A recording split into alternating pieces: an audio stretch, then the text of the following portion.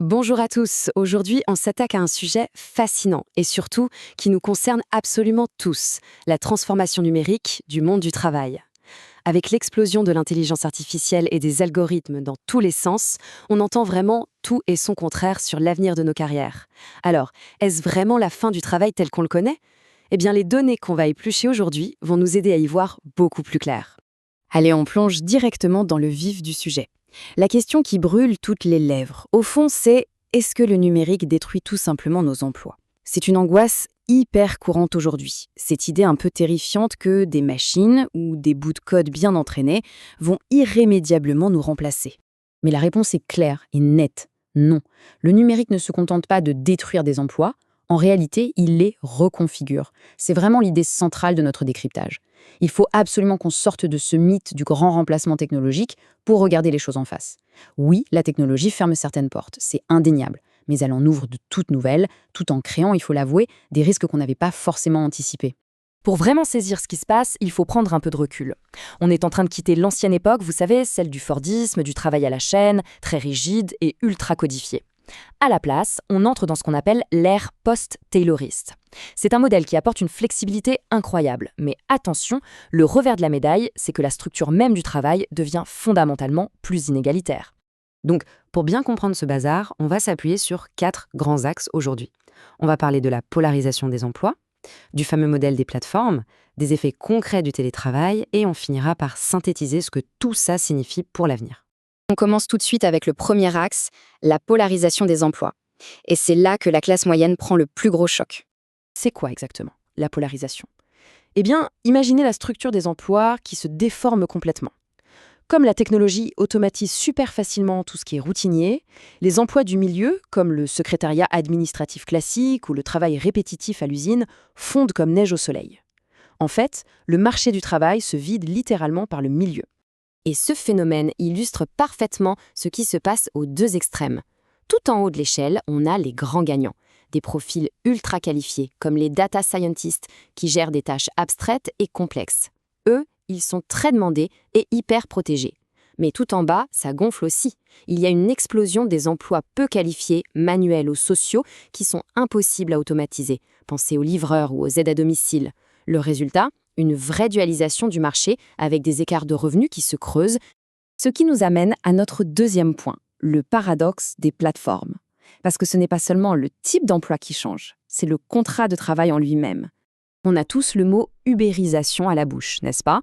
Des boîtes comme Uber, Deliveroo ou Airbnb mettent l'offre et la demande en contact direct. Mais le truc le plus fou là-dedans, c'est ce statut hybride qu'elles ont créé. Sur le papier, le travailleur est indépendant, c'est son propre patron.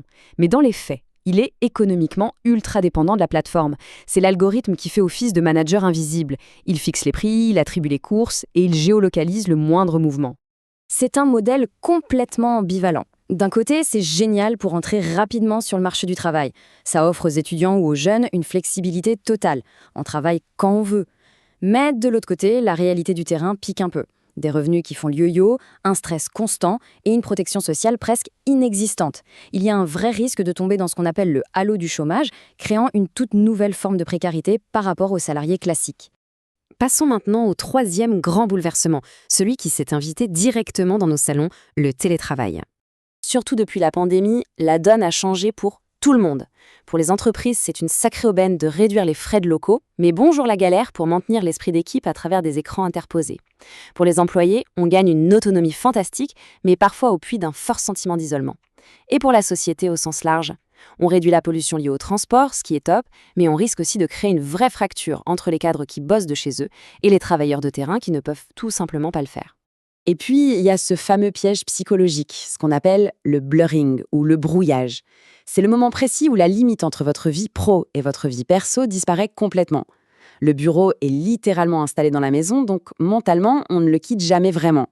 C'est ce stress invisible, cette charge mentale continue, qui a d'ailleurs poussé l'apparition de nouvelles régulations en France, comme le célèbre droit à la déconnexion dès 2017. Alors, face à ce brouillage, est-ce qu'on a trouvé la recette magique? Eh bien, figurez-vous que les études montrent un truc super intéressant, une courbe de productivité en U inversée. Le sweet spot, l'équilibre parfait entre efficacité et santé mentale, ce serait de 2 à 3 jours de télétravail par semaine, soit à peu près 60% du temps à la maison et 40% au bureau. Si on va au-delà, le sentiment d'isolement prend le dessus et la capacité d'innovation de l'équipe commence sérieusement à chuter. Bon, après avoir vu tout ça, en synthétisant un peu ces bouleversements intenses, à quoi va ressembler l'emploi de demain? Pour faire simple, cette transformation numérique porte en elle deux réalités diamétralement opposées, mais qui coexistent en même temps. D'un côté, on a des opportunités incroyables, un vrai bond de productivité et d'agilité. De l'autre, des menaces très sérieuses de précarité et de brouillage des limites. Quand on regarde les critères de l'OCDE pour évaluer un bon emploi, un revenu décent, la sécurité et un environnement sain, eh bien absolument tout est bousculé. Le seul vrai bouclier qui nous reste face à tout ça, s'adapter et se former en continu. Du coup, ça soulève une sacrée question avant de se quitter. Est-ce que le numérique nous rend vraiment plus libres au travail, grâce aux horaires à la carte et à cette nouvelle autonomie? Ou est-ce qu'au contraire, il nous contrôle encore plus sous la surveillance constante et infaillible des algorithmes?